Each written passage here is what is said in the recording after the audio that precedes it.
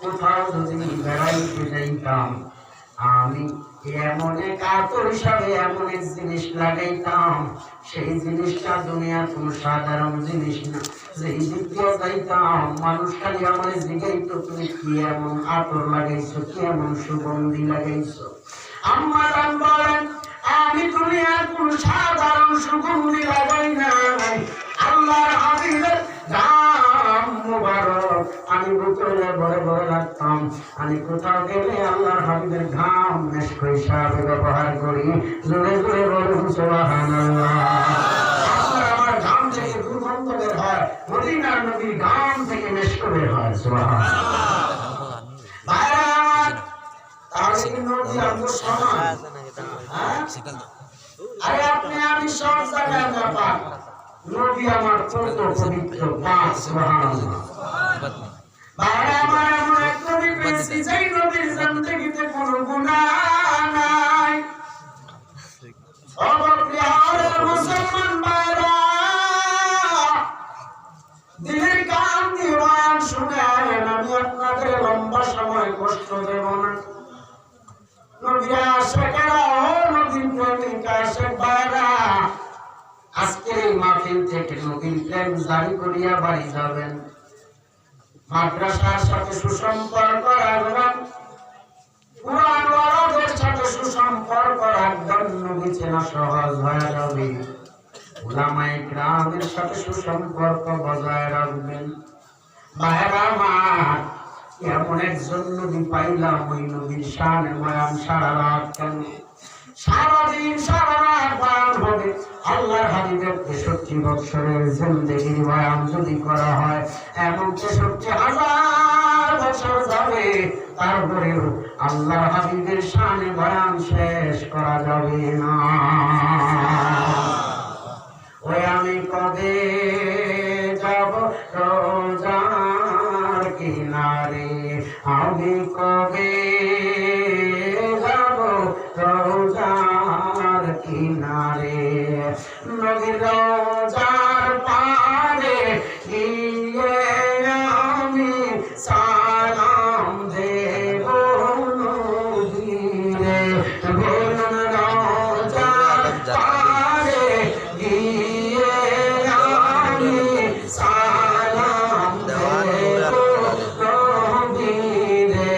বলো কবে যাব রোজার কিনারে, বলুন কবে যাব রোজার কিনারে।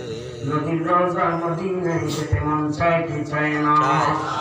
এ আমার বাবা আল্লাহর হাবিব রাহমাতুল আলামিন এক ইহুদির বাড়িতে নবী আমার গেলেন। নবী আমার কূপ থেকে পানি উঠাইতেছেন, কূপ থেকে পানি উঠাইতেছেন।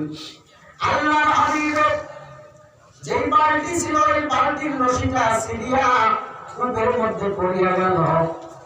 এবার ইহুদির বাচ্চা খবর পাওয়া গেলেন নবীর হাতের বালতি ছিঁড়িয়া কূপে পড়ে গেছে। ওই ইহুদি আমার মায়ের নবীর নুরানি গান মুবারকে কষাইয়া যখন থাপ্পড় বসা দিলেন, নবী আমার নিজের গালের দিকে হাত না দিয়ে ইহুদির হাত ধরিয়া ডাক দিয়ে, এ ভাই তুমি আমার গালে থাপ্পড় দিয়েছো, তুমি বলো তোমার হাতে কোনো ব্যথা পেয়েছো নাকি? ইহুদি ডাক দিয়া কয়, এই মানুষ দুনিয়ার কোন সাধারণ মানুষ না রে, এই মানুষ দুনিয়ার কোন সাধারণ মানুষ না, যিনি নিজের চিন্তায় এক জায়গা চিন্তিত নয়। তারপরে আমি থাপ্পড় দেওয়ার পরেও সে তার গালে হাত না দিয়ে আমি নবীর হাত আমি ইহুদির হাতে হাত দিয়ে সে আমার খবর নিল। ইহুদি ডাক দিয়া কয়, ইয়া রাসূলুল্লাহ, ও মায়ার নবী আপনি আপনার হাতে আমার হাতটা দিয়া কালেমা পড়াইয়া মুসলমান বানাইয়া দেন। আমি অন্যায় করিয়া ফেলেছি, আপনারে আমি আরো আগে চিনতে পারি নাই। নবী আমার ইহুদিকে বুকে জড়াইয়া ধরিয়া নবী আমার কালেমা পড়াইয়া মুসলমান বানায় দিল। কত কাফের বেঈমানেরা, কত মুশরিকেরা আল্লাহর হাবিবের সুন্দর আদর্শ দেখিয়া দেখিয়া দেখিয়া দেখিয়া কালেমা পড়িয়া পড়িয়া মুসলমান হয়ে গেল। ভাইরা আমার, ও নবী আশিকেরা, এক যুবক আল্লাহর বান্দার যুবক নবীর বড় আশিক, নবীর প্রেমিক হইতে পারলে যে কি ভাগ্যবান সৌভাগ্যবান হওয়া যায় শুনিয়া নেন রে মুমিন। ও আমার ভাইরা, এক যুবক নবীর বড় আশিক পাগল পারা হইয়া মদিনার কিনারা রোজার কিনারা ঘুরে ঘুরে আল্লাহর হাবিবকে সালাম দেয় আর চোখে পানি ছেড়ে কান্না করে, এত কান্না এত কান্না। আরেক আল্লাহওয়ালা কুতুব যার নাম হলো শেখ শিবলি রহমাতুল্লাহ আলাইহি। শেখ শিবলি অনেকক্ষণ ধরে তাকাইয়া দেখতেছেন ওই যুবকটা নবীর রওজার কিনারায় নবীকে দরুদ সালাম জানায়, চোখের পানি ছেড়ে ছেড়ে কান্না করে। শেখ শিবলি বলে, যুবক তুমি কেন চোখের পানি ছেড়ে ছেড়ে কান্না করো বলো? যুবক ডাক দিয়া কয়, শেখ শিবলি আমি কেন কাঁদি জানো? ওই নবীর দুরুদে এত মজা পাইছি, আর ওই নবীর দুরুদে এত ফজিলত পেয়েছি, আমি ওই নবীর দুরুদ পড়লে চোখের পানি থামায় রাখতে পারি না। শেখ শিবলি বলে, কি এমন ফজিলতের বরকতে চোখের পানি ছেড়ে কাঁদো? জবাব ডাক দিয়া বলেন, শুনিয়া নাও, আমি নবীর দুরুদে কত মজা পাইছি আর কি এমন ফজিলত দেখেছি আমি জানো। বলে, কি এমন ফজিলত দেখেছো বলো? যুবক ডাক দিয়া কয়, আমরা ইরাকের বাগদাদ থেকে রওনা দিয়ে দিলাম, ইরাকের বাগদাদ থেকে রওনা হয়ে গেলাম হজের উদ্দেশ্যে একদল কাফেলার সঙ্গে। যখন আমরা বেরিয়ে গেলাম, আমি সহ আমার পিতা আমার বাবা, আমি সহ আমার বাবা এক কাফেলার সঙ্গে করে করে আমরা যখন হজের উদ্দেশ্যে রওনা দিলাম, এবার আরবের এক মরুর প্রান্তে, এক বিশাল মরুভূমির প্রান্তে বালি আর বালি, বালি আর বালি, কোনো ঘর বাড়ি নেই, কোনো ঘর বাড়ি নেই, গাছপালা নেই। আমরা লম্বা সফরে বের হলাম। এবার আরবের মরুর উপরে যখন আমরা গেলাম, অনেক লম্বা আলোচনা বাবা সংক্ষেপে গুছায় আনতেছি।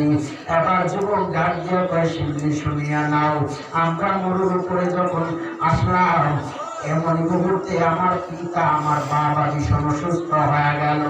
আমি আমার বাবাকে নিয়ে অসুস্থ অবস্থায় আমার বাবাকে নিয়ে মরুর বাড়ির উপর একটা তাবু করলাম।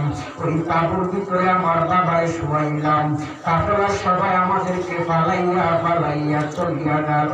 সবাই আমরা বাবা এবং ছেলে আমরা দুইজনকে রাখিয়া সবাই যখন চলিয়া গেল, চলে যাওয়ার পর আমরা দুইজন মানুষ, আমার বাবা অসুস্থ, আমি সুস্থ স্বাভাবিক অবস্থায়, আমি আমার বাবার তো পালাইয়া যেতে পারি না। আল্লাহু আকবার। আরে সন্তান যতই খারাপ হোক, সন্তানের চোখের সামনে যদি বাবা ছটফট করতে থাকে, অসুস্থ রোগী হয়ে যায়, সন্তান তো এই মা বাবারে, প্রকৃত ভালো সন্তানেরা কিন্তু ওই মা বাবারে ফেলে চলে যেতে পারে না। আবার কত সন্তান আছে মা বাবারে কষ্ট দিয়ে দিয়ে, কত সন্তানেরা মা বাবাকে বৃদ্ধাশ্রমে দেয়, আছে না নেই? হ্যাঁ, ওই মা বাবারে কষ্ট দেয় সন্তান। আজকে টাকার মালিক, বাড়ির মালিক, গাড়ির মালিক, আজকে সন্তান 5 তলায় ঘুমায়, এমন সন্তান 5 তলার উপরে থাকে, মা বাবার একটা ছোট্ট একটা ঘরের মধ্যে 20 তলায় জায়গা করে। মা বাবার নিয়ে একসাথে কত সন্তান থাকতে পারে না, কারণ নসিব ভালো না, কপাল ভালো না বলে যা হয়। আজকে ময়দানে যারা বসে আছে, অনেকের মা নাই, বাবাও নাই। যাদের মা নাই, বাবা নাই, তারা জানে মা বাবা হারা যন্ত্রণা কত। আরে গভীর একদম বাড়িরা টাকা দেখবে, বাবা মা দরজার কিনারায় শীতের রাত বলে আমার জাতমণি আমার সন্তান মাহফিলে গেছে, আমার সন্তান মাহফিল থেকে ফিরবে, তারপরে আমি মা ঘুমাবো। আমার সন্তানটারে বাহিরে রাখিয়া আমি মা বাবা ঘুমাইতে পারি না। আর